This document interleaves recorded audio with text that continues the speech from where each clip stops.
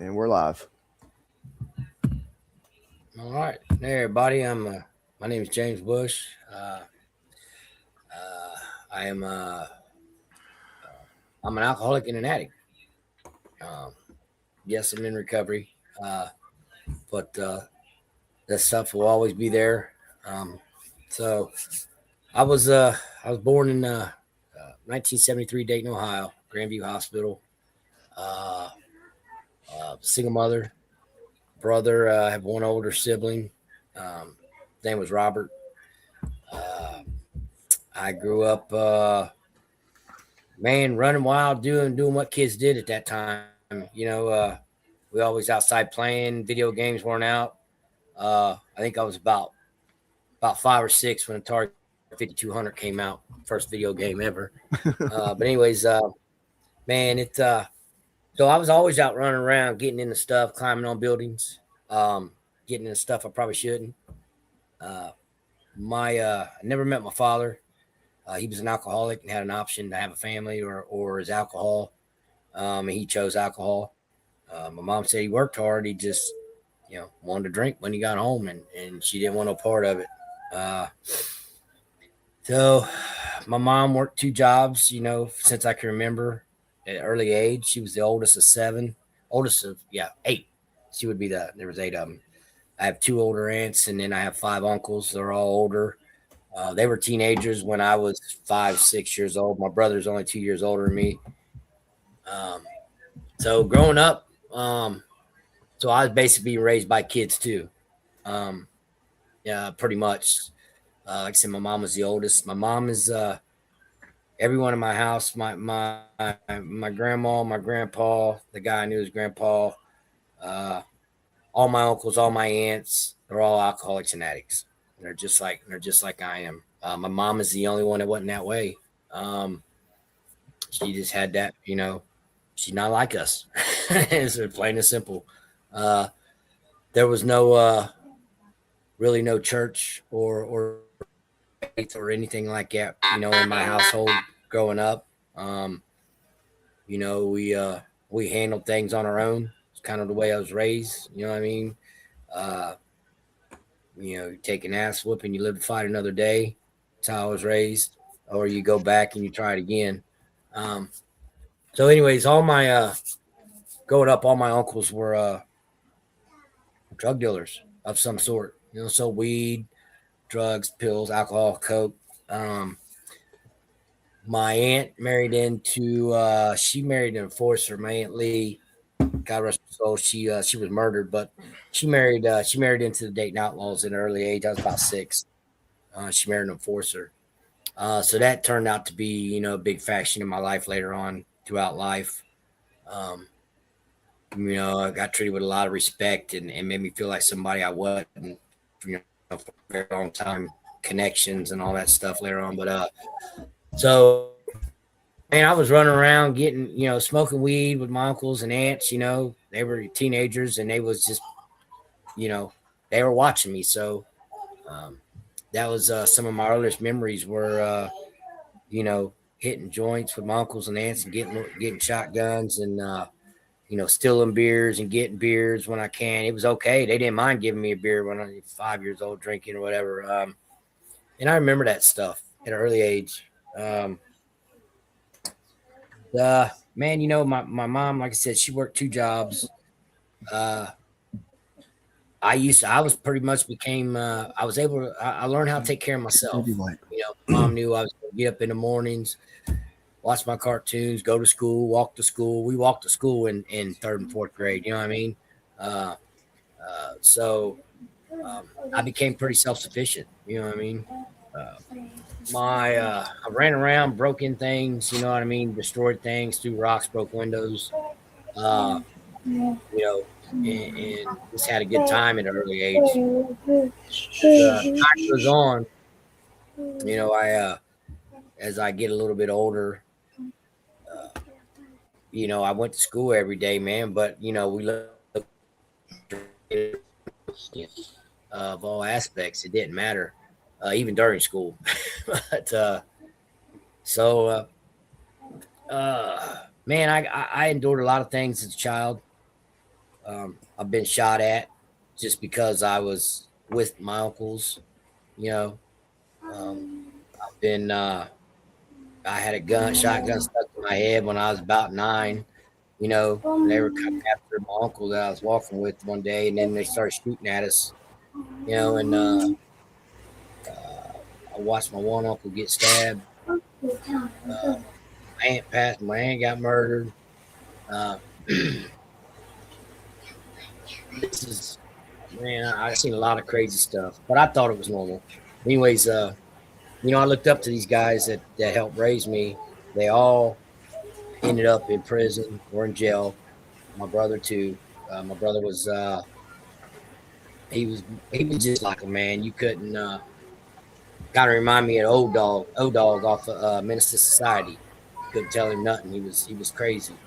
But man, I watched all the stuff go on throughout life, and I participated. I wasn't innocent at all, but I learned to wear a lot of faces. They talk about program Alcoholics Anonymous. You know, I wore a lot of masks. You know, I learned how to be a chameleon, man, and I learned how to bull crap people really good. It wasn't that I was being sincere most of the time, uh, but given the chance, you know what I mean. I take what I want, you know what I mean, and you will help me, and I learned to be pretty good at it. I learned to be a good liar. Um, well, I went to school. I was a decent student, junior high. Uh, Good kid, man. For the most part, I just didn't get in trouble a lot. I learned how I don't know. God just didn't let me in trouble. So uh, I moved to Cincinnati for a little. Uh,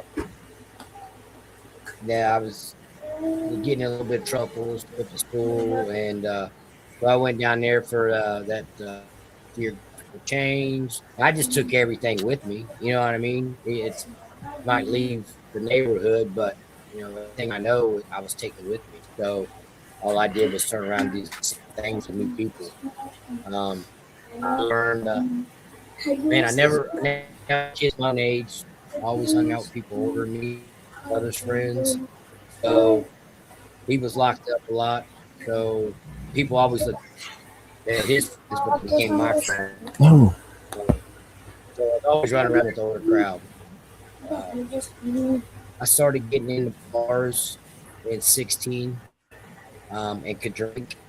Um, Quite a few bars there on Troy Street in Old North Dayton, Flip and Nip, Eisenhower's, Eisanos.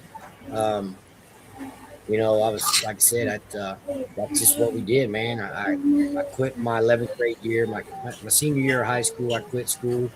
Um, Wanted to go to work full time, um, and so that's what I did. Went right into the workforce. I've been uh, I roofed with my uncles when I was a kid. Fell off my first roof when I was 10. Uh, and somehow that's what I ended up doing most of my life. I picked that trade up, and I went to work. I moved out early, moved in with family, paid rent, quit school. Uh, Throughout this whole time, I was partying and drinking when I wanted, how I wanted. Um, you know, and I enjoyed it. I'm not gonna lie. I really didn't see nothing wrong with what I was doing. I didn't see no harm in where I was causing any harm because I was, well, everything I did, I worked for. So that gave me some self entitlement that none of your business what I'm doing is, I work for this. I can do what I want when I want. Um, and that started early, before I was even 18 years old. I had that mentality. And I also, growing up, as I was speaking earlier, is I learned that if I worked for something, it was mine. I could do with it what I wanted, and that stuck with me, to this day. Um, I had My mom had abusive stepfather. Um, there was always some abuse of some sort going on in my family or my uncles and my aunt, stuff like that. stop. I kind of really frowned on that. That's one thing that I didn't take, Stop. from my side of the family, the men in the family, is it's just, you know, it's just not the person that I want to be. I just didn't see no harm in, doing whatever. But sorry, I got my kid and talking and throwing me off cue back here. Uh, Mine is too. You see her climbing on me. I can't get her to yeah, stop, man. yeah, it's Jeez. she's tired. She's tired. So I I grew up, man. My family loved it. We all said we love each other and we did anything we could for each other. Although we did a lot of things for the wrong reasons and a lot of things weren't right.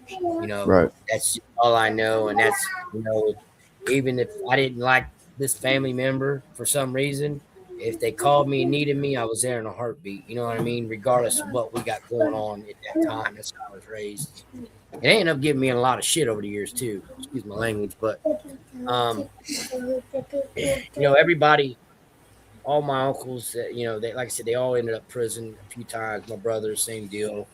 Uh, Everybody that I went to school with and hung out with, I hung out with my brother's friends. They were 2.5 years older. They same deal. You know what I mean? As time started going on and I started becoming a man and working and doing all what I wanted to, I had a lot of good times. I used to love bar hopping, and and I used to love do coke. I did that for a long time. They went hand in hand. Played pool leagues, traveling pool leagues 3 nights a week. I worked hard, partied hard, bartend at night, roofed during the day, um, and had a blast doing it. Somehow I managed to not get in a whole lot of trouble. You know, I didn't get caught doing a lot of stuff. Um, I learned to Stop. watching my family screw up over the years, and everybody else that I hung out with screw up.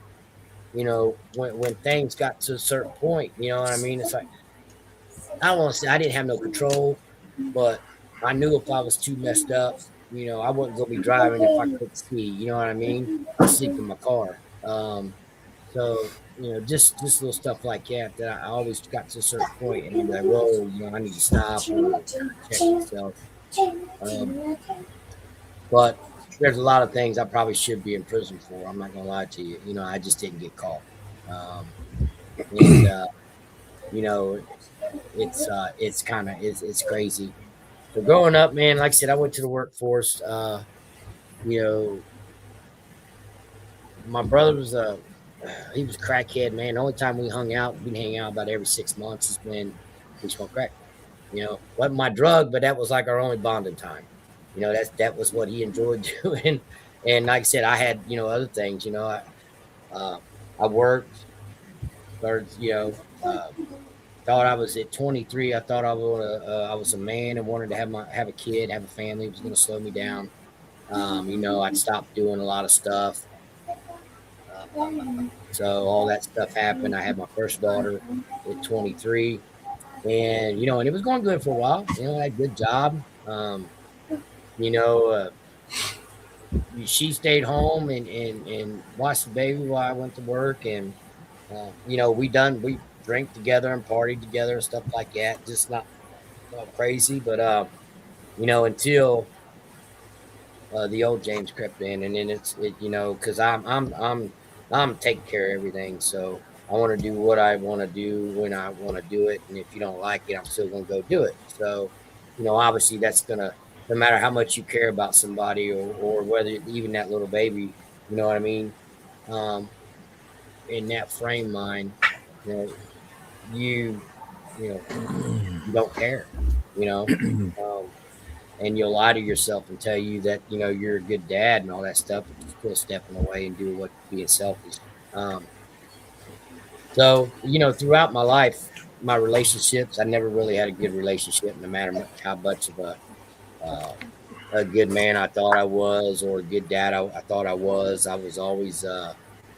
Um, I was always running and doing what I wanted to when I wanted to. I wasn't a bad dad, when I was there. I was. I was a bad dad because I wasn't there a lot.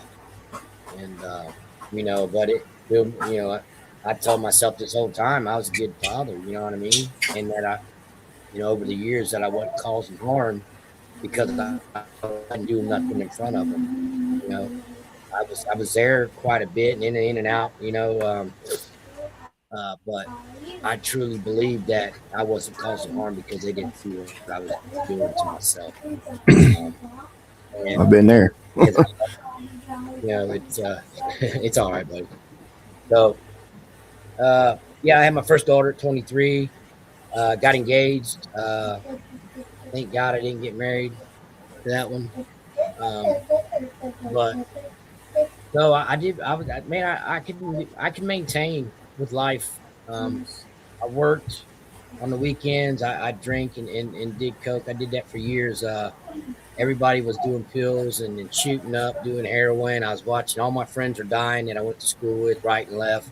I'm hustling, selling pills, and then 2001, I had my first knee surgery, and like I said, I sold pills for like 5 years. I had no increments to take on. It wasn't what I wanted. I was watching people do all kinds of stupid stuff on them, but I had that first knee surgery and took my first Vicodin in 2000, 2001, and that kind of changed things for me. It really drastically. It didn't happen instant, but um, I felt, man, obviously it took care of my pain. Um, as time progresses, I'm getting them, and then uh, I eventually found out what it's like to be dope sick. I thought I just had the flu or something like that, but no, that wasn't the case. Once they were gone, but anyways, I started taking pills in 2021. I stopped drinking alcohol because it made me sick to my stomach. I mixed them. I didn't smoke weed. That never really was my thing. Um, and I pretty much put the alcohol and everything else aside for a long time. Um,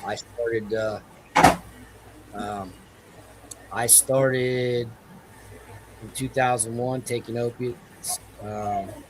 2 years later, I started was selling oxys and started to eventually take those. And then once I started taking those, and that kind of just changed my whole next, 15 years of my life, because everything that I loved, I gave up for that love, that little pill that became my first love. Yep. Um, I managed to, I always thought I was a functional addict. I know there's no such thing today, but I would always manage, to get a job. And then if I didn't have one, I knew I could go 2 streets over and get a job because I was good with people right here. And I knew I had good work ethic, which kind of fueled my drinking and drugging throughout all the years. Other things, I think that I was better than everybody else because I wasn't out stealing, I wasn't in prison, um, you know, all that stuff that fueled the fire inside of me that kept me doing what I was doing because I just didn't land in fucking county jail every week or in prison or whatever. I didn't go out and steal everybody blind. At least when I did steal, I didn't get caught for the most part. That all fueled this arrogance and this person that I become over the years. Throughout all that time, man, I lost who I was. I didn't know who I was because at such an early age, I was always under the influence of something. Even if it's marijuana at 8 years old, you know what I mean? That's still something, you know what I mean? That's not what we should be doing. Uh, I smacked my kid upside the head. I said, today, that's not how I was raised. Nowadays, we'll be in jail. Yeah, That's the thing, man. yeah, absolutely. Stop. So, and like I said, I love my family to death, man. We are who we are, and I don't blame them for anything because throughout the history of James Bush, I always had a choice, and I knew in the back of my mind the right and wrong. You know what I mean? And I made the choice to do a lot of the stuff I did until I didn't have a choice, and that didn't really come until I became addicted to heroin, to opiates, and then later on heroin. That's when my will was taken away. And so, like I said, as things were going on, man. all my friends are dying. A good 70% of them that childhood friends. My brothers, my uncle, my brother was full blown diabetic and insulin dependent, and he'd get high and he'd stay up for like 3 or 4 days. He wouldn't take his insulin, he wouldn't eat, but then he started going in diabetic comas. You know what I mean? And then doctor told him, he's like, one day, you know, you're not gonna wake up for one of these. And lo and behold, that's what happened. And the thing about that is man, come to stay at my house, man, and I knew I didn't get high with him or nothing like that, but I knew he was sick, and I made him. I said, "Look, you got to get up, go to the hospital. You got to go home. He would stay with my folks." And he went home, man. And I don't know if it was guilt and shame that lady just went home, went to bed because he knew. I feel like I should have made him go to the hospital instead of just saying, "Hey, you're not gonna die in my house. You got to get out." And I carried some guilt for that for quite a while, but I didn't do nothing wrong. But it's just kind of way things go, I guess. Sometimes, man, we have regrets when we think we should have done something different. But anyways, so I ended up having 2 more girls, Emily and Lily, with another woman for all the wrong reasons. We're not gonna get too much into that. Again, another relationship that neither one of us should have been in for all the wrong reasons. I truly, I don't think all the relationships and I did a lot of things the wrong way, which I learned later on in life. I might not have hit on a woman, man, but you can hurt somebody. You can hurt a woman just as bad just by words and actions. You know what I mean? It's kind of worse than actually beating on them. You know what I mean? So what I picked up from my uncles and stuff, I just did it in a different form. You know what I mean? I caused so much harm, who knows, just by my actions, my words, stuff like that. But, man, I didn't think I really had a problem most of my life. Man, I managed to. I never wanted to get sober. I didn't think I had a problem, and so the people that I knew growing up that ended up having recovery or went into any treatment centers, whether they were forced or within, they were all right back out doing the same old thing. You know what I mean? So I had it stuck in my head that recovery wasn't going to work for me. You know what I mean? I mean, everybody I seen that went is right back out doing the same old thing. So, and believe it or not, in all the years of drinking and drugging and hanging out in bars, I never knew what AA was. You know what I mean? I really didn't. I might have heard it, but I never nothing stuck. I really didn't know. Like I said, I never really got in trouble. I got in trouble when I was 18 and got a trespassing charge or B&E charge. And by the time I was 18 till I was 18, I think I was 40. Between 18 and 40, I never got in trouble with the law. I managed to do my probation back then and got off a paper and all that stuff. And I managed to, obey the law for like I said, I wasn't out doing a whole bunch of crazy stuff that I should be getting caught, but I drove high a lot. You know what I mean? Let's see. Like I said, there was really no. I never really went to church or anything like that. Not too many people really. Nobody I knew that went to church. The area that I'm from, Easter Sunday, is probably about it. I grew up thinking, man, that little bit of early childhood Baptist church I went to for a couple of years. I grew up in a world of chaos, man, and I seen stuff that a lot of grown people don't see, will never see in their lifetime. And that's not an excuse or anything like that, but I'm just fortunate that I made it out. I don't know how, I don't know why. I remember asking myself that early in recovery, why me? Everybody in my family is dead to drinking and drugging of some sort. All my friends, pretty much. Um, why was I spared? I done all this stuff and done a lot of stuff that my past should have been the same. I questioned that at first early in recovery. Um, I remember, like I said, I never really prayed. I just thought that, why would God? I don't know if it's, I guess you call it resentment, but I figured that why would God put us all on this earth and cause so much harm, so much havoc, so much chaos? You know what I mean? Because I've seen a lot of chaos. And I'm not going to get into a lot of it.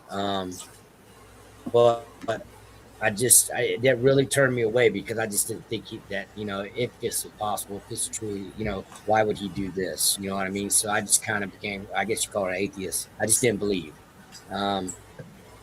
I knew, yeah, somehow, some way there was, we're breathing air. There's a sky out there. You know what I mean? I probably believed a little bit, I knew there was something. I just didn't know what. I didn't know what to believe in at that time. So when, like I said, I started doing pills. I did, man, I watched a lot of friends die on heroin. I didn't like needles. I used to hold my uncle's arms off when I was like 9 while they shot up dope. And I guess that scared me. Just didn't want no part of it. I just didn't. I didn't like wrecking cars. I didn't like. Doing the nod and all that stuff. Like I said, I was a roofer. I worked hard. I liked it. I've had a bunch of surgeries. My hands, my shoulders, my knees. So I was constantly getting fed pills. You know what I mean? But I learned that. I learned to kind of manage it so I could be functional. In my job. Not slurring and stuff like that. I could manage my pain. I could work longer. I could work harder. At least that's what I was telling myself. So, in I did that for a long time and fought off doing heroin for quite a long time until the pills got so expensive that I couldn't afford the pills, and I finally broke down and started doing heroin because it was just so much cheaper. At the time it was. That's when my life really started to change. Any morals that I had left that I thought I had, for the most part. I mean, I've done everything, but no sex bullshit. Sorry, but anything like that. But I've robbed, stole, pillaged, from the people that are closest to me. Your family's usually the first ones that you take advantage of, and then anyone else along the lines that help you, outside of that family. Eventually, I'm always thinking about my next move. You know what I mean? So, you know, that's when things really got bad for me. I've always had doors open for me because I worked. I could rent a couch in a heartbeat because they knew Bush was he's gonna get on his feet again and he's gonna start working, pay his bills. I was clean. I was courteous. I was kind. I had respect. You know what I mean? These are all the things I had growing up, man, and that made me a likable person, especially when it come to parents or my friends' parents. You know what I mean? That was huge. Still to this day, is I always respected my elders. I never yelled at my mom when I was a kid. Never disrespected her. I didn't do that until I was 40 years old. You know what I mean? Drinking and drugging out of my mind. That's just how I was raised. So I had a little bit of character. I had some good friends in my life that tried to help me out. They knew me as a person, and they also knew that it was the drug and alcohol that made me do things. So they didn't. When I get off here, I'm spanking you. No. Yeah. They didn't.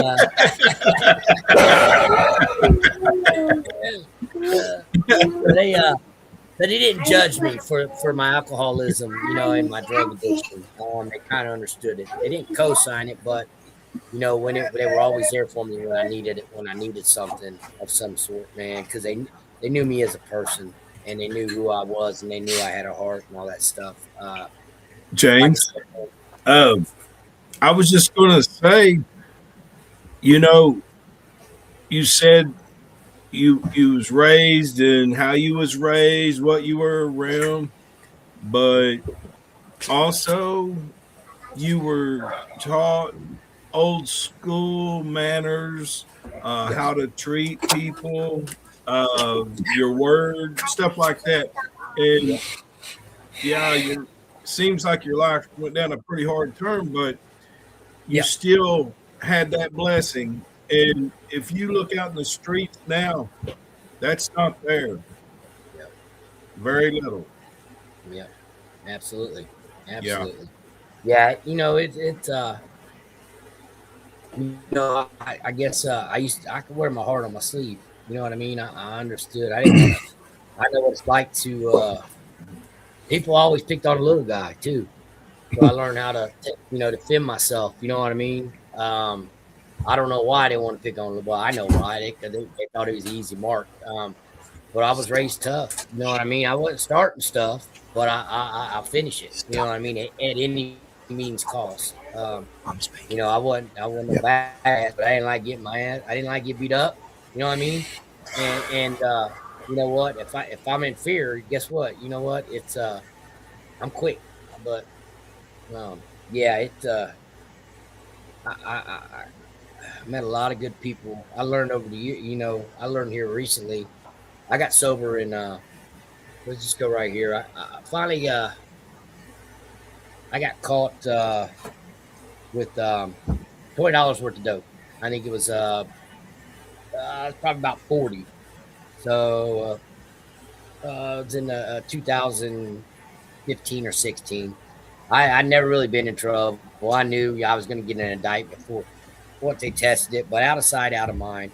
I've been moving all around, Cincinnati back to Dayton, Cincinnati back to Dayton, all that stuff, and well, eventually I got pulled over by a state trooper, and it was in Warren County or somewhere like that. But state trooper, he was like, you got a warrant in Montgomery County. I was like, no, it'd been so long, it'd been like 5 years.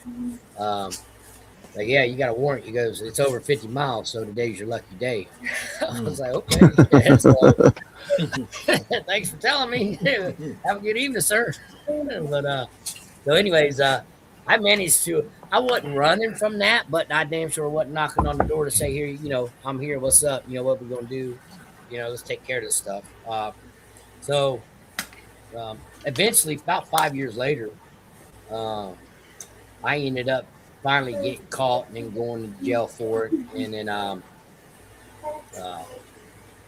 what had happened? Yeah, I went to jail for it. Got on. Uh, nope, that didn't even happen first. I started. I moved back to Dayton, man. I ended up getting in trouble in Warren County. Uh, I was remodeling condos, and what had happened was there's an elder lady that lived by. We remodeled her house. Me and the guy that I worked with, and she ended up letting rent the whole bottom place out, and eventually I ended up getting hurt and couldn't work. And at that time, I was doing heroin already, but I was functional. Like I said, for the most part, I thought. Um, so I ended up taking stuff from her, jewelry and stuff like that, selling it. Well, the cops ended up getting called, and then so I ended up in jail that night, and then transferred to Dayton because of that warrant. That's how I landed back in Dayton the last time. Uh, so that kind of started uh, my recovery wheels going. Like I said, I was about 40, somewhere around there, and so I got stuck back in Dayton. Um, been away for a little bit, so nobody really knew what I was doing because I always managed. I stayed away from everybody because I knew everybody liked to talk. So I'd be on, two counties over doing my own thing, and nobody really knew what James Bush was doing. They suspect, you know what I mean? That's how people in the neighborhood talk. Well, I know, yeah. But anyways, of course, I really didn't care about what other people thought, but still, man, it was me, myself, and I. I was a man on a mission, whatever that was at the time. And I lived in motels for like 9 months at a time, Mason, Ohio. You know what I mean? Just working daily, getting paid daily, and just getting up doing the same thing over. But I came back to Dayton, not by my own choice, but that's where I landed. So it seemed like every time I get away from Dayton, I would be okay. And this happened quite a bit, from my surroundings, where I grew up. I get away. Like I said, I got my CDLs at one time. Drove for 5 years. Anything that I'd done, I was good at. You know what I mean? I've been good at for the most part, especially when it comes to work. But when I get away, it's like I always ended up back. I learned that wherever I went, I could also find what I wanted to do too.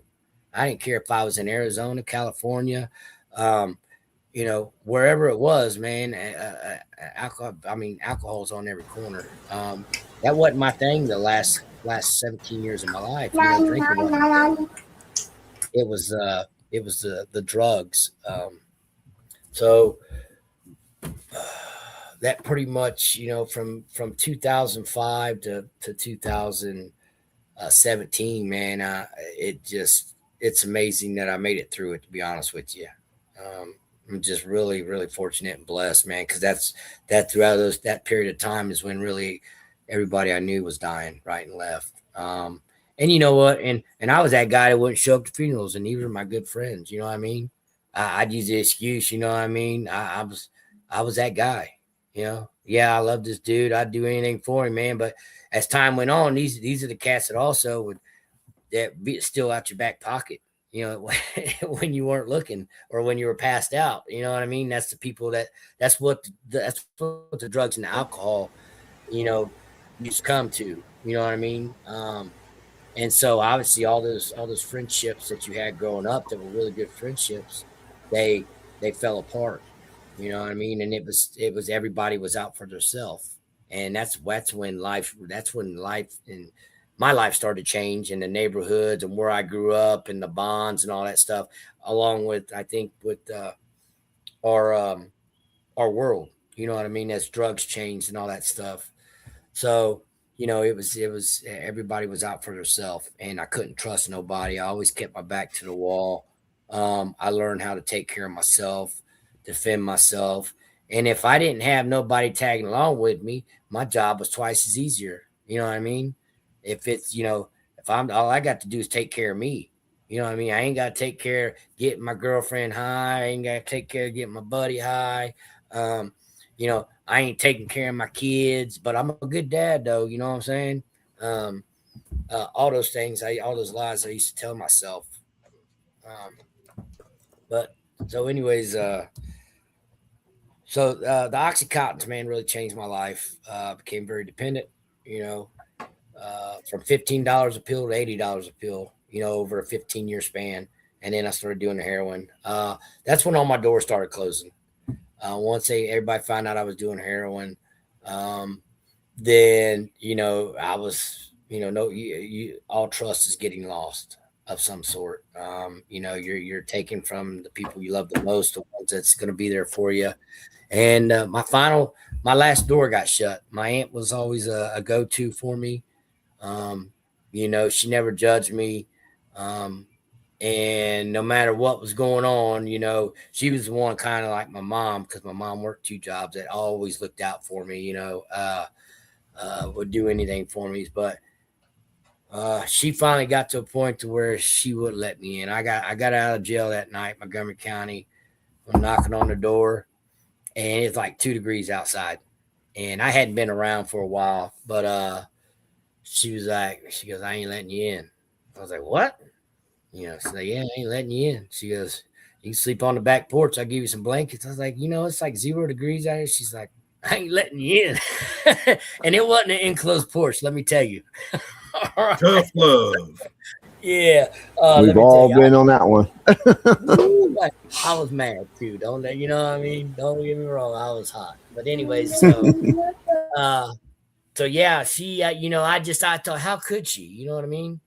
all the times, all the things that I've done for her. You know what I mean? That's what I'm thinking at that time. All the stuff, all the money I gave you paying rent all these years on and off, and this and that, and just all that anger and all that stuff, man, was just right there because it wasn't what I wanted. It wasn't about me at that time. You know what I mean? It was, don't you know who I am? You know what I mean? All the stuff I've done for you, years, and she was an enabler. There's no other way to put it. My mom was too. You know what I mean? My aunt was a big enabler. That's just how that's how she knew to love. You know what I mean? She's one of the people that taught me this stuff. You know what I mean? And my mom used to always give me. Yeah, I'm sorry, I wasn't trying to interrupt. I was just going to say, I heard you process that just then, and sounds like you've had a real good sponsor. Yeah. That's another story. Yeah. Yep. You know what, man? Yes, absolutely. Yes, I did have a good sponsor. You know what? His job was to take me through the book, just like it was done for him, and just like it was done before him and before him, before him. And he did that part. I'm thankful for his time. You know what I mean? He was the guy that was meant to be there at that point in time and to help me in my process as I go throughout that. Amongst, man, if you ask me, I got about 5 sponsors that at that time, early sobriety, that were a big part of my life, that we call them winners. You know what I mean? And those are the people I gravitated to. I will say, we all lose our way too. But yeah, yes, I did have a good sponsor at that time. But and that's kind of where that's at. You know what I mean? His job was to take me through the book, take me through the steps, and to get me on my way. And that's kind of where, it wasn't by choice that I got sober. Okay, I landed back in jail. Well, anyways, when I landed in jail and I detoxed in jail that last time, that's the first time I really, I knew I was done with the opiates and the heroin. I was trying to going through withdrawals over and over and over and over and over. I was sick and tired of being sick and tired, but I didn't know what to do about it or whether I was willing to do something about it. But that time in jail, man, I hit my knees. I went out to church in Montgomery County and I repented, with the pastor that came in. I didn't know what the hell I was doing, to be honest with you. I'm just telling you. I'm going to go with 80 guys and hit my knees and ask this man to do whatever he was going to do to me. You know what I mean? Because that's not what men do where I'm from. There wasn't no praying. There wasn't hitting no knees. You know what I mean? You just suck it up, buttercup. You know what I mean? Tomorrow's another day. If you make it. So I don't know, man. There's just something that, man, I remember crying,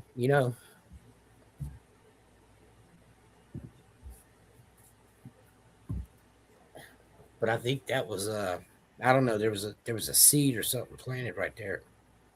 And so needless to say, man, I spent about 9 months in the county, and then I ended up getting some, what do they call it, LLC, or not LLC, but ILC.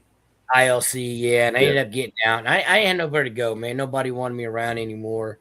So I've been in jail clean for 9 months. So I get on drug court for my charge, and I get ILC, and they put me in a sober living house over on Main and Fairview. I mean, yeah. Okay, so that's in Dayton. We ain't talking about Xenia.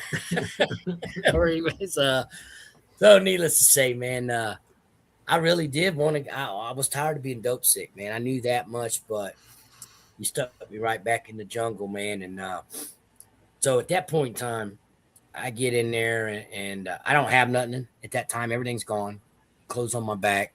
So I get in a sober living. It took about 3 days before I realized everybody in there was getting high. And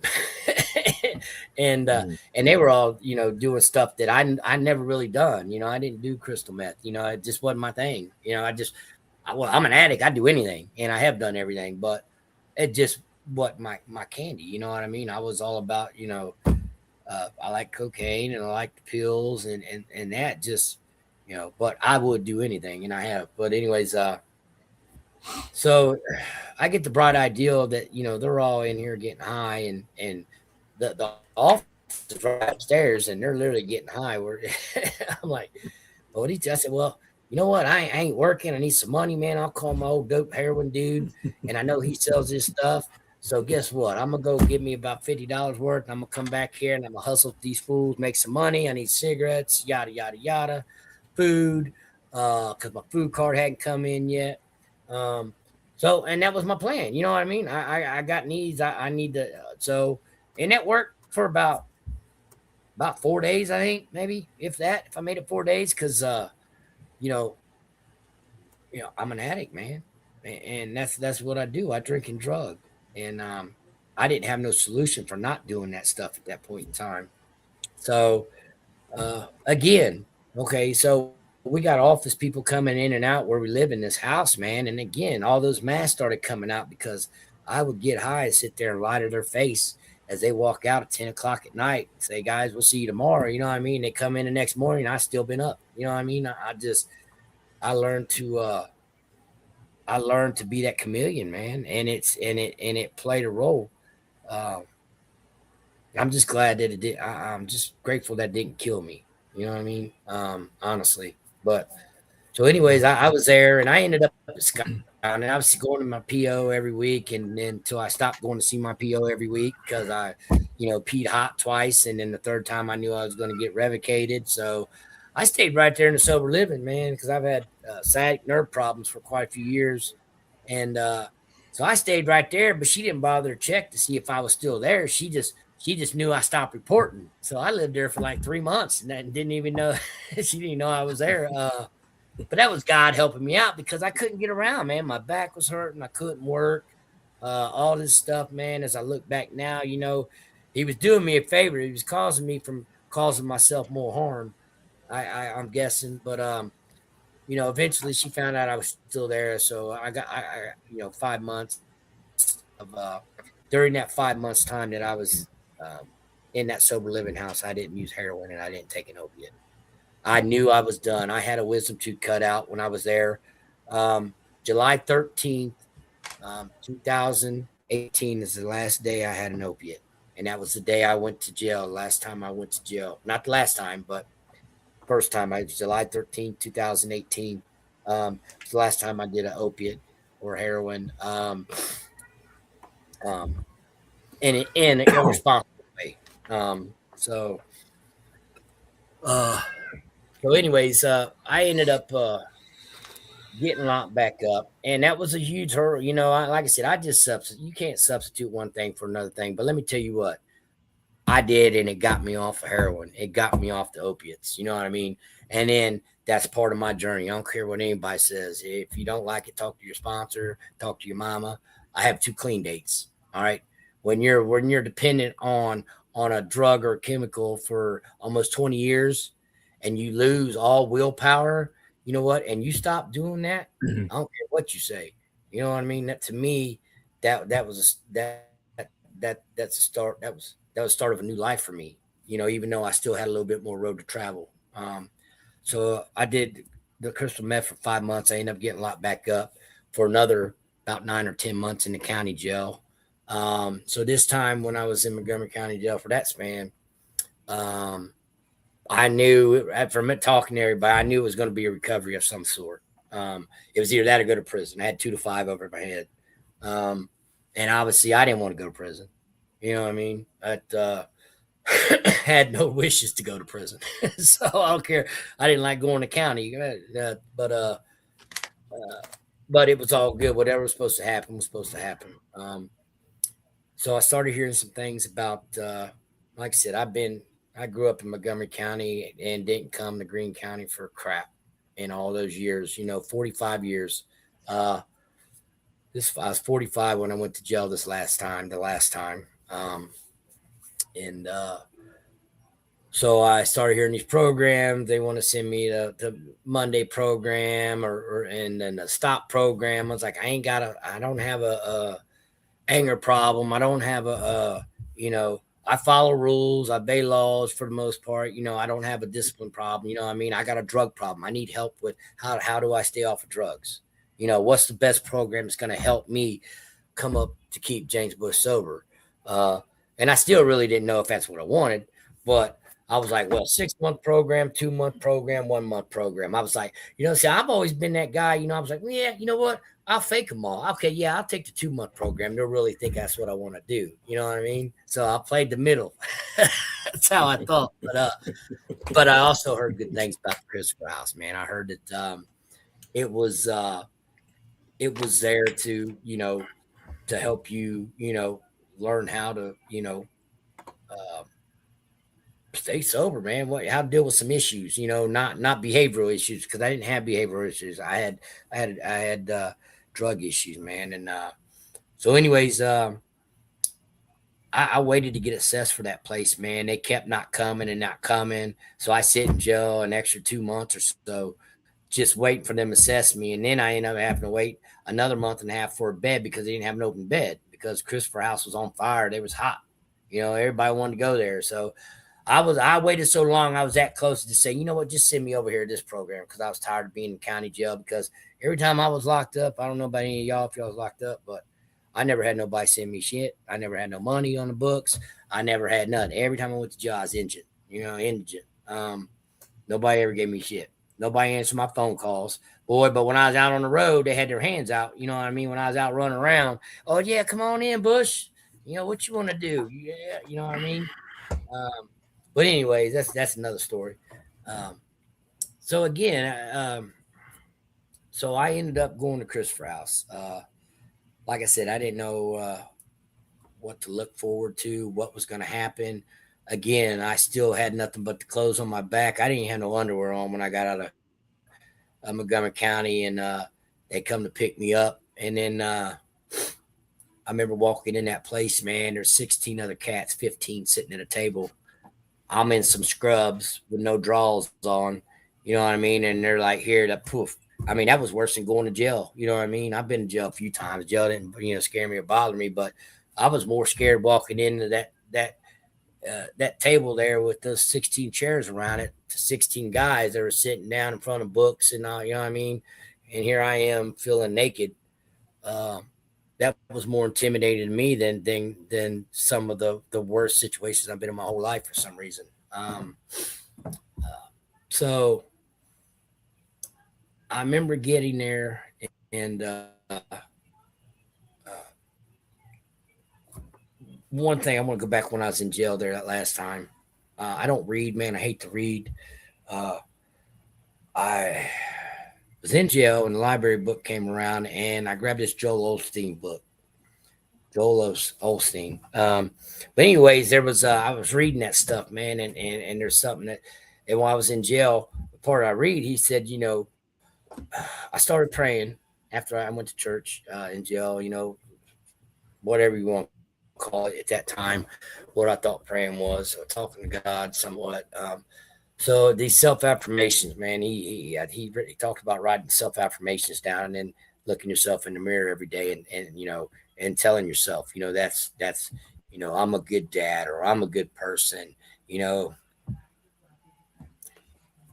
stuff along the lines of that. And I remember doing that, you know what I mean? And I remember when I started doing that and a little bit of time I started praying. I know they were foxhole prayers and stuff like that, man, but things slowly started changing for me. You know what I mean?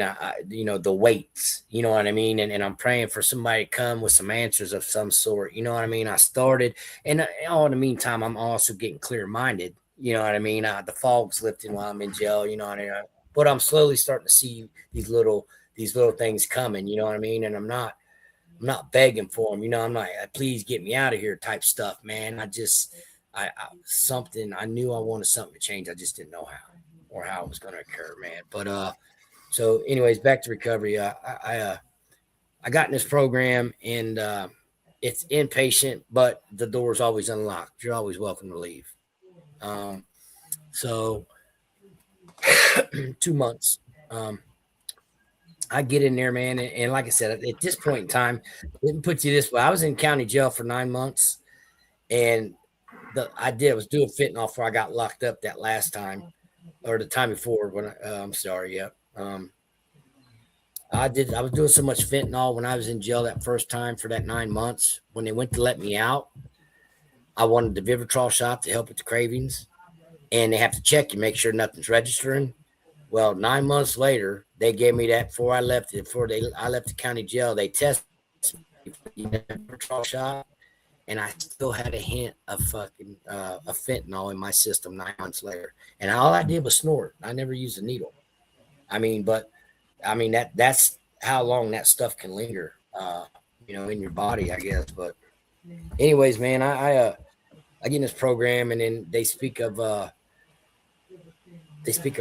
had some really good counselors in there, older people that, as I have respect for my elders and always have, and stuff like that, they were supposed to be there when I was supposed to be there at the right time. Because let me tell you, these people ain't here today. You know what I mean? But God, people in my life, for a reason. I understand that today. But so I was where I needed to be, and these people introduced me to AA and NA, and they suggest that you choose a program to work, any 12-step program. But and so as we dive into the root and causes of my life and growing up and how I got to where I'm at, kind of like we're talking about a little bit here, but a little bit more in depth. And we do one-on-ones to talk about certain things and stuff like that. But we learn to, I learned to get stuff out. You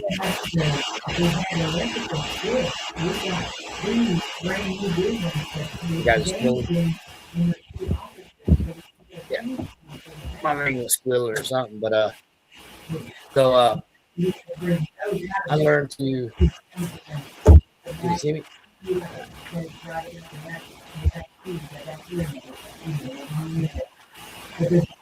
Yeah, what's going on? Got some background noise. There it is. Okay. Can you guys hear me?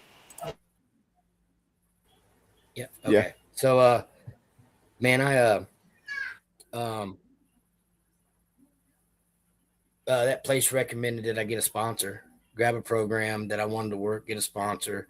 At this point in time, man, I've done been sober for like 9 months. By the time I got out of recovery, and the 2 months that I was in there, they directly take you to meetings every night, and I started. I remember going to my first meeting, and I don't know what it was, man, but there was something there that I really liked. There was an attraction there. My first meeting, I didn't know what it was, man, but I enjoyed it. I remember this old drunk guy hugging me down the basement at Fairborn, and this dude was 2 sheets to the wind. I'm like, you know what I mean? I didn't get it, but one of some sort. So I got a sponsor, like it was suggested. I had this long list of stuff to do. Once I got out of recovery, I didn't plan on staying and going into transitional housing. My big goal was to go back to work because that's what I do. Go right to work, get a job, get my own place, yada, yada, yada. I had no intentions on going in transitional housing or going into sober living. As time, the longer I stayed around, the more my mind started changing, and not my mind, but I know what was changing. But, that's just, I'm like, well, what do I got to lose? What I got to lose? I'll go ahead and take this next step it out a little bit more. And as soon as I got out, I got into my steps, started working my steps with my sponsor, started working, worked my 12 steps, Alcoholics Anonymous. Got in, I go to meetings every day. I know for 2 years, I probably didn't miss a meeting for 2 years straight. I didn't do 90 and 90. I did like 140 and 90. On the weekends, I did 3 meetings a week, 3 meetings a day, Saturday and some 2 on Sunday. Um, man, I think I enjoyed it as much as I think I was scared of being alone with myself and free time. Because when I did get out, I did go back to work, but I got to work. I got a job with people in recovery. Um, it was construction, my line of work type stuff, but everybody that worked there went through the same program that I went through. You know what I mean?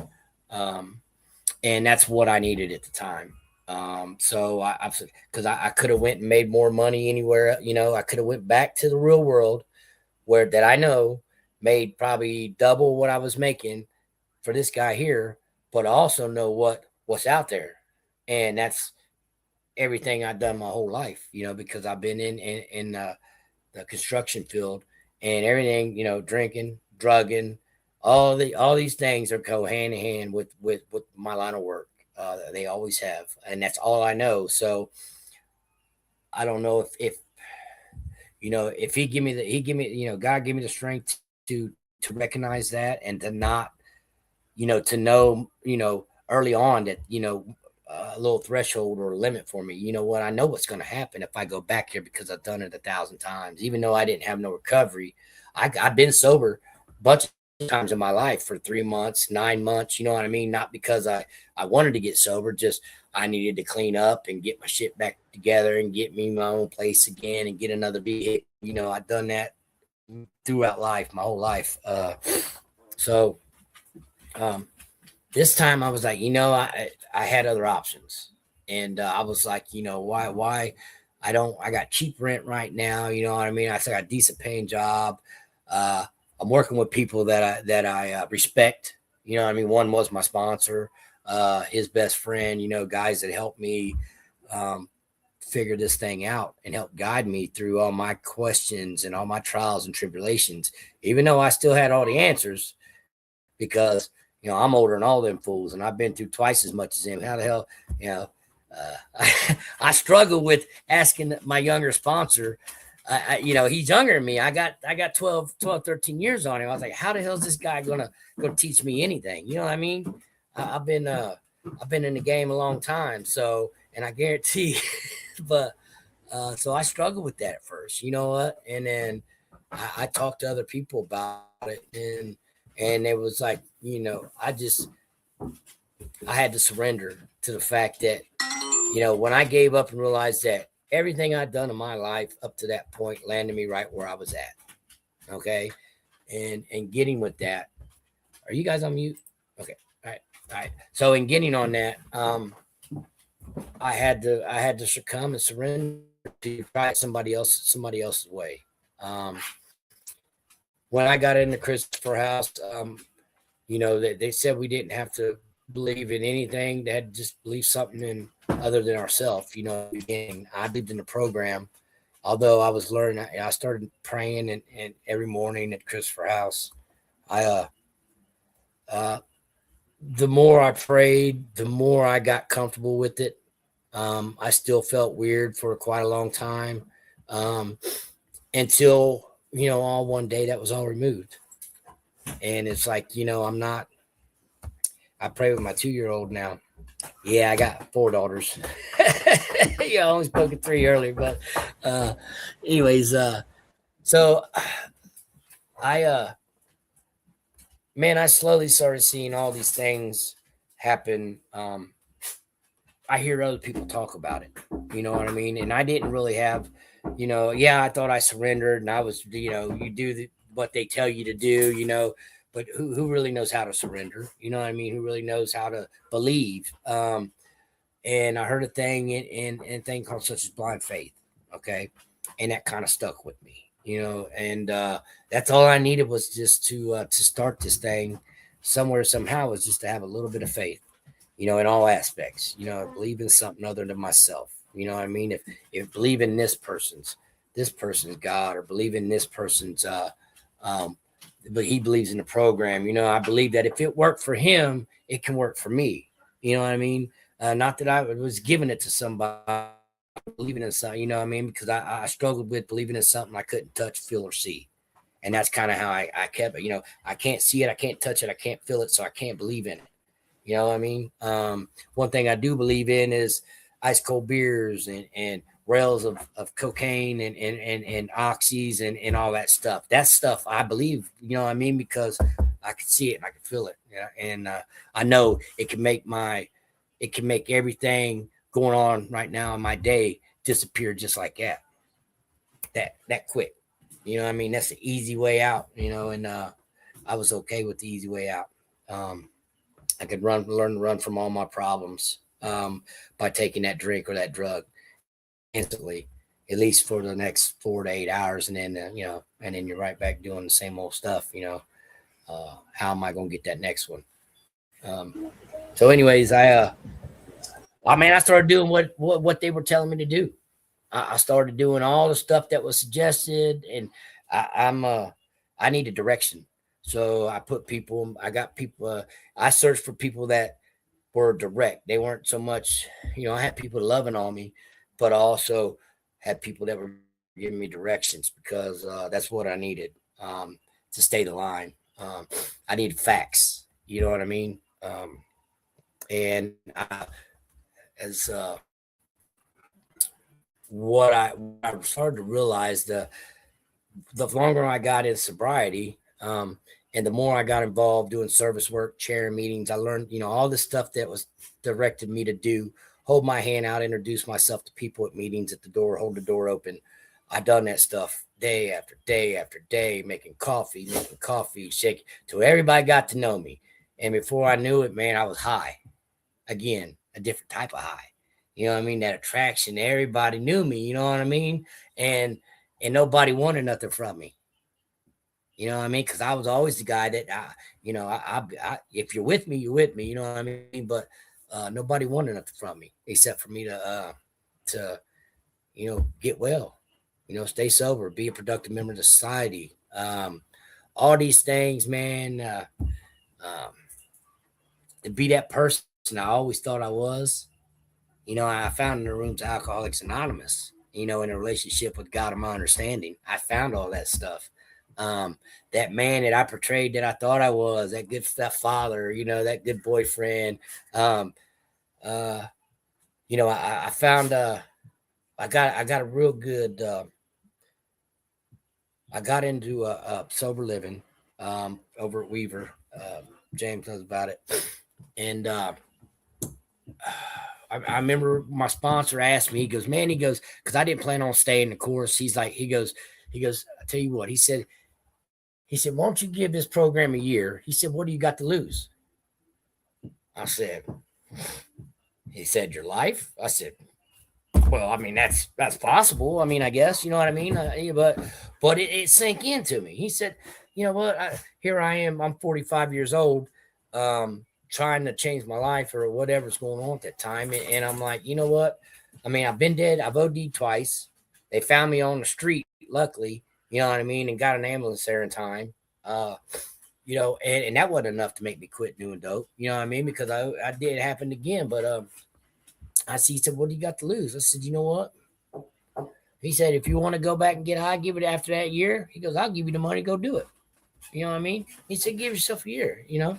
And I get it today, because if you can make it a year, you know, along the process with everything else, and you're working the program, whatever program you're working, and you're slowly getting back into civilization and finding out who you are, there's a good chance you're not going to want what you had. You know what I mean? At least from my own experiences. I'm a little bit older than most cats that come in today, besides the older drunks that are like me. But, you know, and it made sense to me. I said, what I got to lose? Because I know one thing is I can always go back to doing what I was doing. And, so I stayed and I gave it a chance, and I rode the course, man. Like I said, I prayed every day. I did a lot of praying. Early in recovery, man, there was, I learned to not pray, but I learned to talk, you know what I mean? Because I was blocked there, you know, and I couldn't hear nothing, if you understand what I'm saying. And slowly I started hearing, you know what I mean? It wasn't on my time. It was on his time. And the more that I tried to reach out and keep connected with God, my understanding, it things start changing.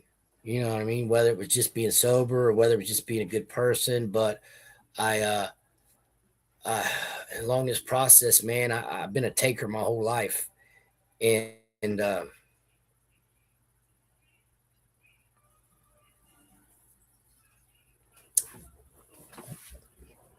learned to slowly to be a giver.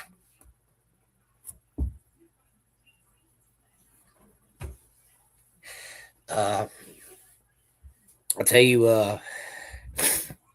like I said, man, I thought I was a good guy, man, but I really wasn't. I did nothing but take my whole life, and although I wasn't causing physical harm, I caused a lot of mental harm, and just from not being there, robbing, my kids of their dad, the guy I said I'd never be, the one that didn't want nothing to do with me when I was growing up. You know what I mean? So, but I also compared that to, he had an option. Again, I'm trying to justify, like I always do, but he made a choice, and I didn't. I chose right at first until I didn't have a choice. But anyways, I learned to. I learned a lot about myself after I started getting sober. Um, I really was learning who I was and who I wanted to be, because I spent so long with the substance in me that I really didn't know how to be James Bush or who James Bush was. You know what I mean? Yeah, everybody knows, Birdman, Bird Dog, Bird Bush. You know what I mean? Even the cops called me James Bird. They didn't even know who I was. The cops didn't. But anyways, it. But I didn't know who I really was, man, because the only way I knew how to have a decent conversation with anybody or anything, I was always under substance, because that's where my my I can't think of the word, but that's I was, any other time I was shy, and I would not interact with people. You know what I mean? If it, in my normal sober mode, I don't want to mess with nobody. You know what I mean? I don't want to try to do none of that. But put a drink or a drug in me, buddy, and let me tell you what, we're gonna ride this thing till the wheels fall off. And you'd have never thought, But anyways, man, I got in sober living, man, and I stayed away from relationships to the best of my ability. It was highly suggested. And then I started praying for, I remember hitting my knees and asking God. I was like, man, I said, whenever you see it fit and you see it ready, God, I said, I know you're getting, I know there's a woman out there, and I know you're getting her ready for me, just like you're getting me ready for her. And I prayed this for about 6 months. I went to meetings every day. There was lots of girls. There was lots of bad girls you ain't need to be messing with. And I know all that stuff, man. I never had problems finding women. And they always seem to find me throughout life. I've never been struggling in that area, but I just, hey, that's a downfall, just like anything else. But anyways, so lo and behold, man, I met my wife in the rooms of AA. I was probably about 18 months sober, I think. And first time I seen her at a meeting, and we didn't speak at that time. First time I'd ever seen her. I've been around a little bit. She was, the old googly eye stuff. And we just, every time I look up, she was all in my grill, you know what I mean? That type of thing. But so like I said, we never spoke. So we just kind of smiled back and stuff, all that stuff. So lo and behold, I continue on going about my stuff and business and in my recovery and doing all the stuff that helped get me sober. I was trying to keep it. And some months down the road, about 9 months down the road or whatever, this is how God works in my life. My guy, my sponsor at the time, I did subcontracting work for him, and he called me and said, hey, because I had a tree fall out on this lady's house out in Jamestown, and it crushed one of her additions. And the tree guys cut the tree off and they put a tarp on. He said he had already got so he said, "Can you go out?" He said, "I'll pay you to go out there, make sure the tarp's on, don't cause any more damage, and then go ahead and then give me a bid to replace the addition that it crushed or whatever." You know what I mean? And I said, "All right." So I drive out here. And I had this feeling in my stomach, man. I don't know what it was. Like I knew this place, but I didn't. It was weird as I was pulling up, and I'm pulling, and then like I said, it was just, I don't know. It was just weird. So, anyways, I pull in a little circle driveway, and I'm looking and everything, and I'm out there, and then nobody comes out, but I see a vehicle out there. You know what I mean? And so, needless to say, that's that girl. I'm at her house. All right. So she's inside and she's hiding. She don't want to come out because she was feeling the same way I was feeling when we looked at each other 9 months ago. But I also knew that, I learned that, two dead batteries ain't gonna start a car. You know what I mean? So I learned to respect my boundaries and my focus on my recovery early on. So I wasn't out looking for a relationship. I was trying to get James together, trying to figure out what James is going to do, try to get James Bush an apartment so he could find his kids and build a relationship, all that stuff, do all that on my own. But so anyway, so she finally comes out, and needless to say, we pretty much been together ever since. We Worth a beautiful little baby. Yeah, so not long after that we started dating, and we've been attached ever since. We got married in um, uh, 9 12 23. Yeah, yeah, yeah, 9 12 23 of 23. Um, we had a baby girl, 9, or I'm sorry, 11 21 23. All right, so we got married and then had a baby right after that. Now, needless to say, right after we had that baby, CPS called me and I got custody of my two teenage daughters, all in a matter of like a 4 month span. So everything I prayed for early on, you know what I mean, all the stuff, I prayed for, it all came to light. It all came true. Um, but I left it up. You know what I mean? I didn't I didn't pray with, I want this to happen. I need this to happen. You know what I mean? I said, no, I mean, I can't, I'm learning how to take care of myself. And I remember speaking to God, not praying to God, speaking to him and saying, I know when the time is right, you're going to put these things, you're going to give me what I'm supposed to have, what I'm not supposed to have, all this stuff that was spoke down to me from somebody else, and I learned how to do it, navigate my own way because I honestly, for me, navigating that path is between me and him, not nobody. I don't think nobody else can really tell me how to, what type of relationship, for me. But uh, I learned to believe, man. I tell you, everything amazing in my life today is a challenge. I'm not gonna steer anybody wrong. Every good thing in my life, every amazing thing in my life, there's fear in front of it. You know what I mean? Starting with my recovery. How am I going to stay sober? I spent 30 plus years drinking and drugging. I have no willpower. How can I, what's different today than it was, 2 months ago or a year ago? What's going to keep me from not going back, man? And what I really urge people to do is to give yourself an honest chance. I don't mean 3 months. I don't mean a month. 3 months. I don't mean 9 months. I don't mean a year. I mean, give yourself 2 years. Work a program of something, complete it. You know what I mean? Give yourself a chance because the only way to learn something new, if you're anything and you're a knucklehead like me, is repetition. Because I could put this up. I could read this every day, all day, and still forget everything in it right after I shut this book. That's just me. You know what I mean? I have to I have to see it. I got to get out here and do it. You know what I mean? I have to do that repetition, man, because I don't retain black and white page. You know what I mean? Um, but if I do something and I'm speaking to somebody like we are right now, man, I can retain it. Or if I hear somebody else talking about it.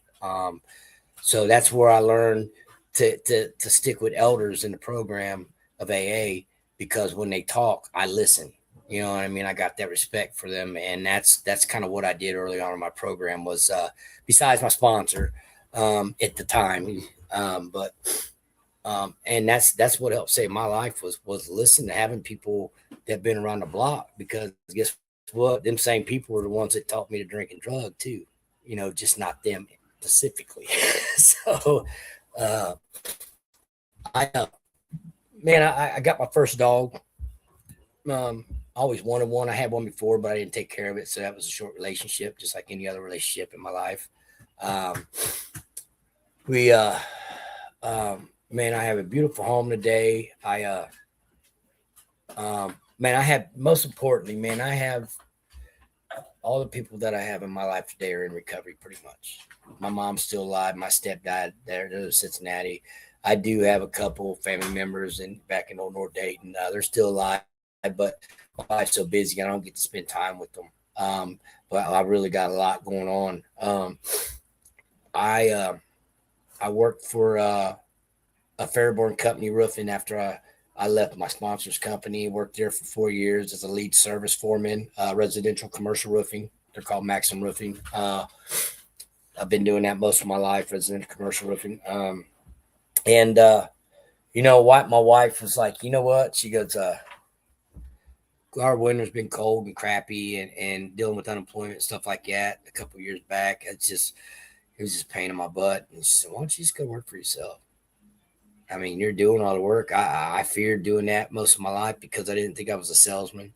I couldn't sell stuff, but I soon learned and found out you're not selling. And if you know what you're doing, you know what your craft, you know what I mean? You're not out pitching nobody. You're just giving them your honest opinion when it comes to your opinion on stuff, the best way to do this or best way to do that. You know what I mean? I come to find out that after she, talked me in, she said, hey, why don't you just do it for yourself? Worst case scenario is you go back and work for a company and be a company man. You know what I mean? And so that's what I did. February of last year, 1st of March, I took $5,000 and started my company. Money, I had did a job and had the money up there in the safe, and was like, you know what? Nothing ventured, nothing gained. Like I said, worst case scenario, I always go back to a 9 to 5 somewhere. But again, a whole lot of fear, stuff that I never would have done if I was still on the other side, drinking and drugging, or I would have just pissed it away, like I'd done everything else, So been real. I had a great year. Had an amazing year. I learned early on when my sponsor actually talked to me about, what's my motives, what's my expectations. And that's how I would rock my life for ever since, I heard that. I mean? What's my motives? What's my expectations? Because, if I'm checking my motives, what do I expect to get out of this? You know what I mean? Am I do it for false reasons or whatever? Am I ready to deal with rejection of whatever, those expectations might be? And that really set me up for everything that I came upon in my life, in my journey in sobriety and in life itself is, if my expectations ain't that high, I ain't going to have that high to fall if I take a fall, you know what I mean? And it's not going to be so crucial.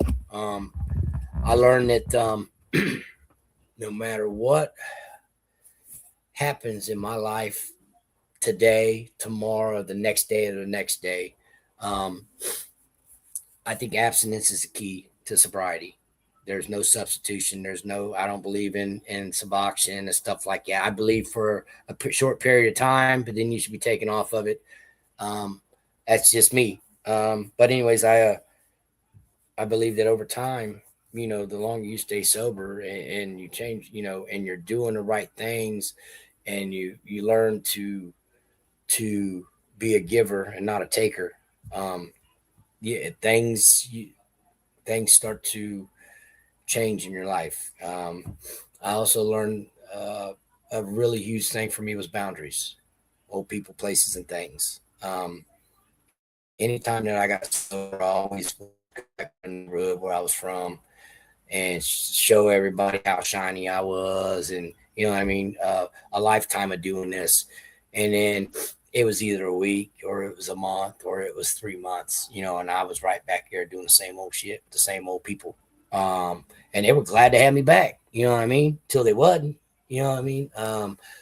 So recovery, man, really allowed me to and get having clear minds allowed me to look back on all this stuff. A lot of stuff that I forgot, a lot of stuff I'm carrying around that I didn't even know I was carrying around.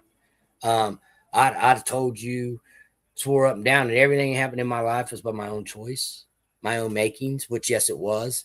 But I was secretly back here. I was carrying stuff around. And I'm blaming people for stuff. You know what I mean? Even though I know they had no direct fault, but that's just what we do as humans. You know what I mean?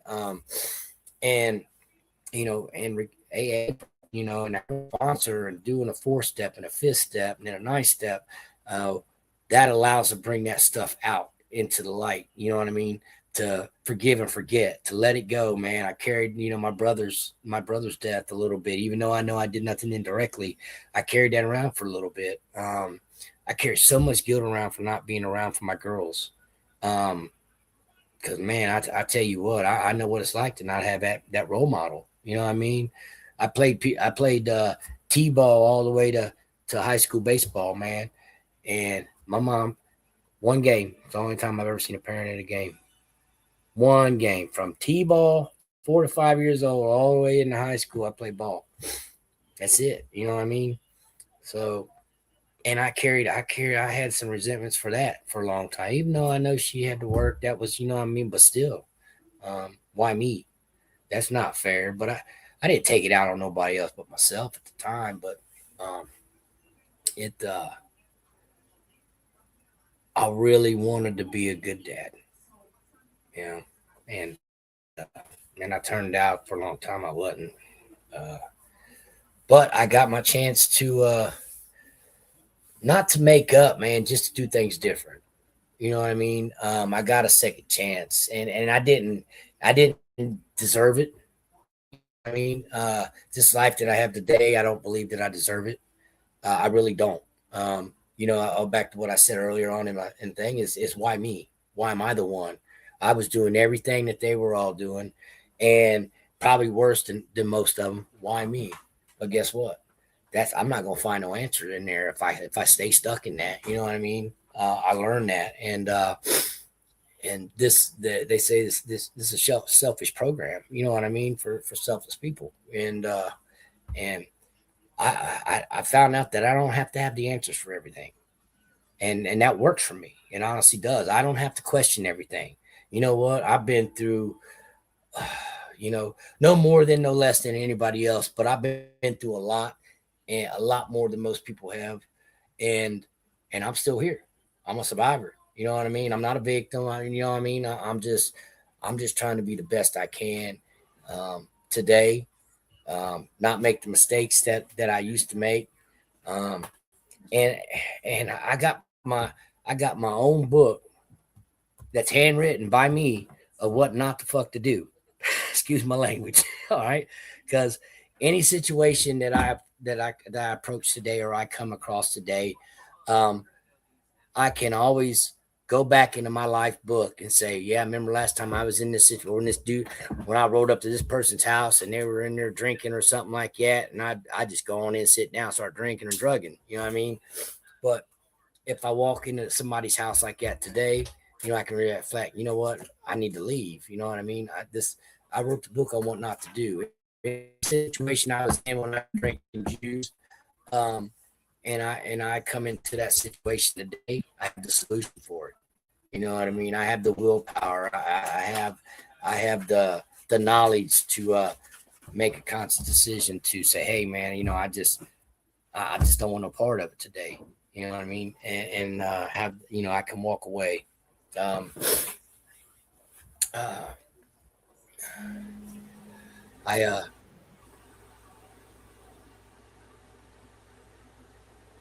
I have a lot of blessings in my life today that I'm very, you know, being grateful today life's hard. I found out life is hard, and we forget, how we got to where I forgot how I am. Yeah, I got here sometimes. You know what I mean? Because life comes at you full force. Um, I think most importantly today, I apologize when I'm wrong. Sometimes that's hard. Um, I'm stubborn still, but uh, I can. I've been sober over 7 years. I think I mentioned that. Um, March 5th, 2019 is my sobriety date. I haven't had a drink or drug. Uh, Today, I absolutely 100% know that absolutely nothing, and I mean nothing that happens today that a drink or drug is going to make better. 100%. I know what's going to happen. I'm not willing to take that chance today.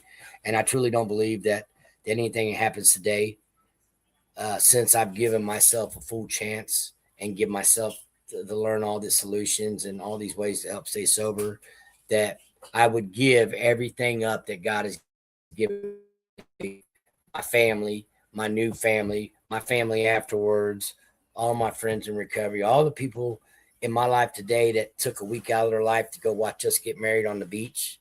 That's what that's that A done for me. You know what I mean? People taking a week off of work to go 5 states over so they can watch us get married, man. That's the kind of people I got in my life today because of this program. And let me tell you what, look, there wasn't nobody in my family there, my real family. You know what I mean? That's my mom. Don't get me wrong, but and that's what AA's done for me. AA made a family beyond, that didn't want nothing from me. Don't want nothing from me but best. You know what I mean? Want to see me succeed. And that's what I try to give back to my community. Yeah, I'm a small business owner. I do a lot of stuff that people don't know what I do, and it's nobody's business. You know what I mean? Um, I promote a little bit of stuff about recovery in my business. I let them talk. Um, I have no quabbles on anybody knowing that requires my services. Where I come from. I'm not ashamed of it. You know what I mean? And I don't care who it is. I'll tell the president. I'm an alcoholic and addict. You know what I mean? But I'm 7 years sober. It has no bearing on what I'm doing today. My past does not have to define who the person I am today, and it That's right. doesn't. And that's, I don't care. And if you don't like me, guess what? Talk to your sponsor about it. You know what I mean? I work hard to get to where I am today. Very hard. I mean, grinded. Just look, just as much as I grinded to chase that drink of that bug down, I did the same thing in my recovery when I started getting That's sober. right. And that's That's right. hey, that's what I did. And today I don't have to grind that hard. You know what I mean? I grinded for quite a few years, and God has blessed me with the willingness. You know what I mean? Not the power, just the willingness to know better, to do the right things, to make the best conscious decision at that point in the moment, to not stress on situations, be a good man, be a good father, be a good husband, be a good brother. And believe me, I fall short. Don't I ain't spinning nobody's web. I fall short because I'm still a butthole. Um, We all do and for sure.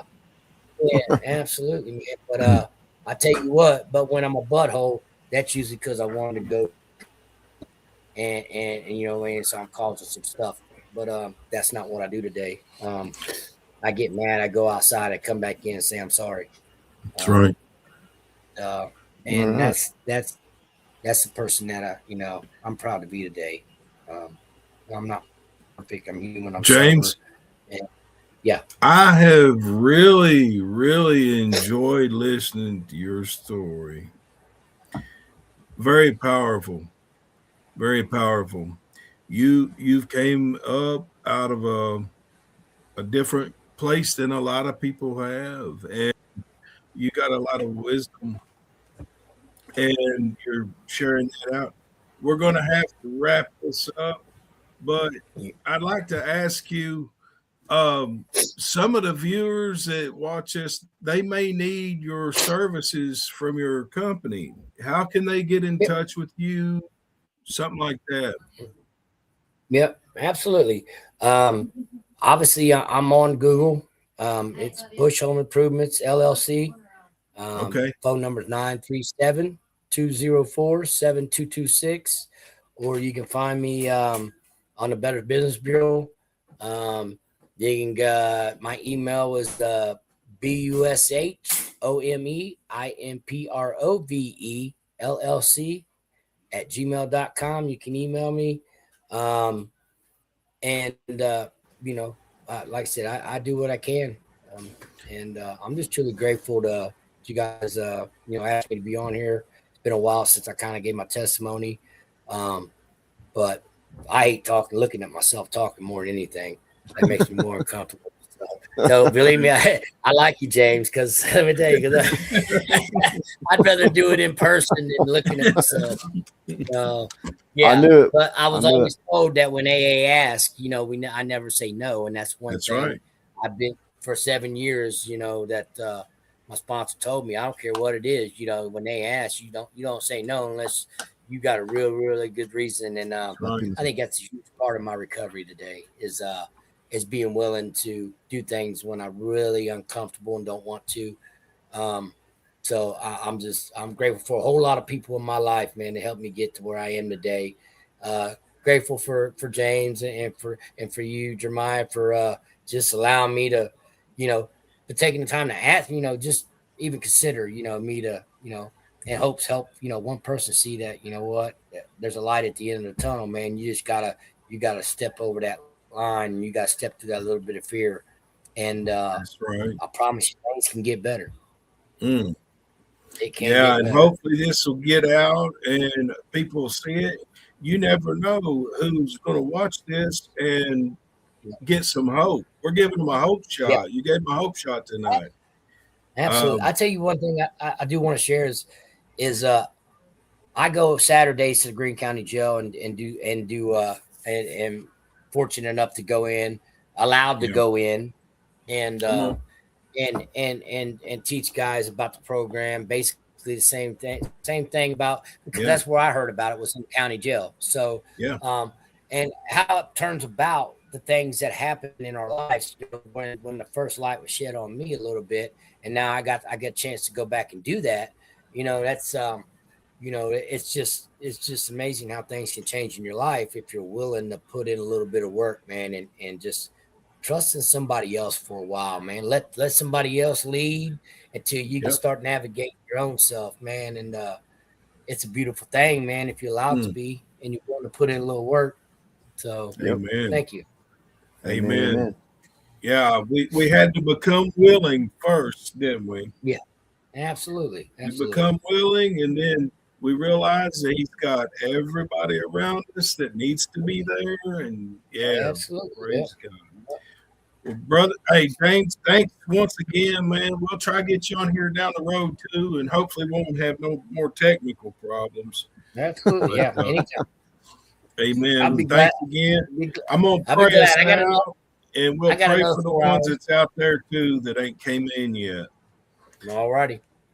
Heavenly Father, we just come before you in the name of Jesus tonight, Father. I pray that you bless our brother for giving his lead tonight. I pray, Father God, that this will go out and touch somebody that needs to hear it, that feels like they can't do it or they don't know what to do, Lord, that you would just open that door for them and give them the willingness to walk through it, Lord. We thank you for the many blessings in our lives, and we thank you for another day clean and sober. In Jesus' name, amen. Amen.